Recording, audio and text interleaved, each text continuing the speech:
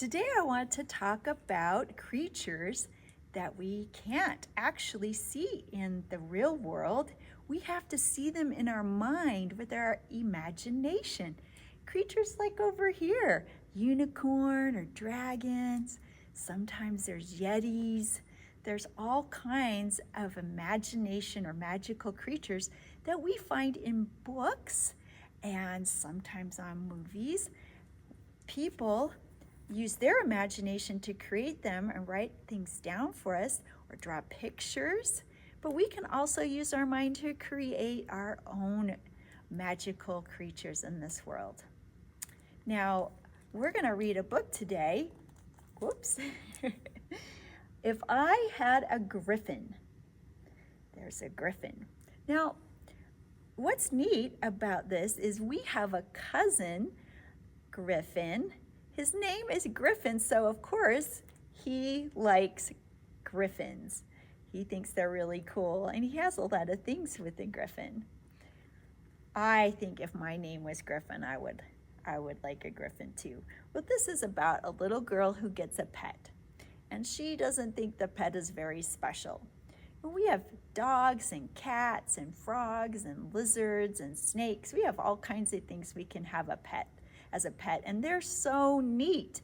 But maybe we start to think they're not very exciting, and we start to imagine a different kind of pet, and that's what she's going to do. So let's read and see what happens. If I had a griffin. There it is. Has wings and kind of looks a little bit like an eagle. It's an unusual creature. We can't see those out at the park, can we? Look at her face. Last week, I got a hamster, my first and only pet. He mostly eats and sleeps and hides and gets his shavings wet. She doesn't look too excited. Look at him. Now, my sister Jennifer had a hamster when we were young, and it was pretty cute. But she's not very happy with that pet. Mystical creatures. If only I could have a pet with strange, exotic powers. I know that I'd find lots to do to while away the hours. Look at all of those. Got unicorns and dragons, bats. Look at the hamsters, like, wow, those are cool creatures. If I had a unicorn, I'd braid her silky mane. I'd make her silver horseshoes that tinkled in the rain. Oh, looks pretty noble. We'd prance through fields of posies and nibble nectarines. I'd shine her horn with candy corn to get that starry sheen. Wow, that's really beautiful. Unicorns are fancy.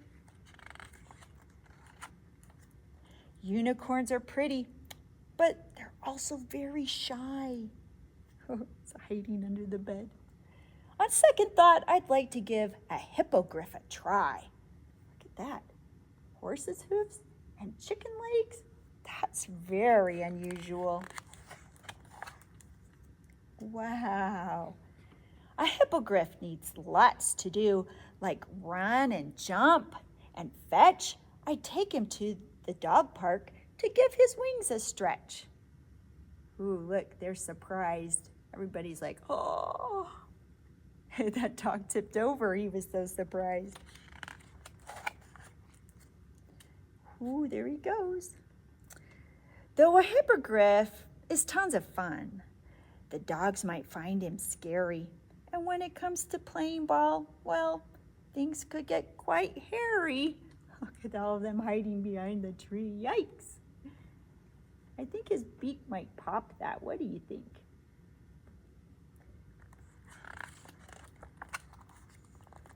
Perhaps I'll get a Sasquatch with burly, curly fur. Now, Sasquatches are also called Bigfoot sometimes. They sure are hairy. They're supposed to live in the Pacific Northwest, like Washington. But then I'd spend 3 hours a day attacking snarls and burrs. Look, he's got a bicycle in his hair. Ah, that would be really hard. There she is, trying to comb it. That's a lot of work. If I had a griffin, I'd love each flashing feather. But she needs flying every day, regardless of the weather.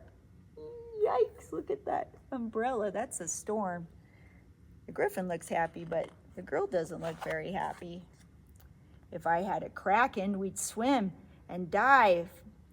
Oh, deep sea dive. But I would need a scuba suit in order to survive.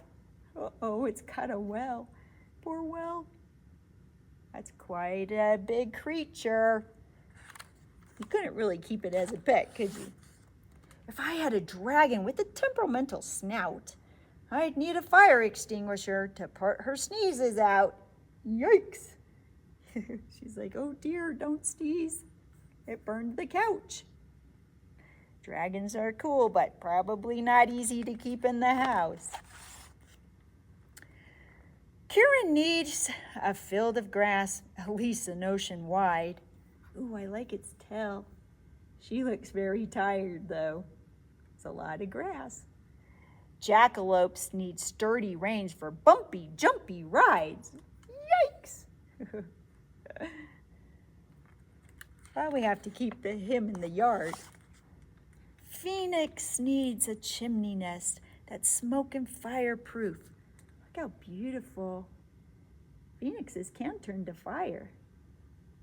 Nice on the page, but not so nice in your bedroom. Manticore needs special floss for each and every tooth. Look, it's got a fish stuck in it. Ooh, boy. And that's a scorpion tail. That's quite a creature. A lion with wings and horns and a stinger? That's an unusual creature. Harpies are too screechy. Chupacabras like to bite. Ouch! Fairies play too many tricks, and kelpies hate the light. They're hiding over there. Basilisk is slippery. Chimera likes to scratch. Mermaids brush their hair all day, and sprites are hard to catch. Look at them. Can you run?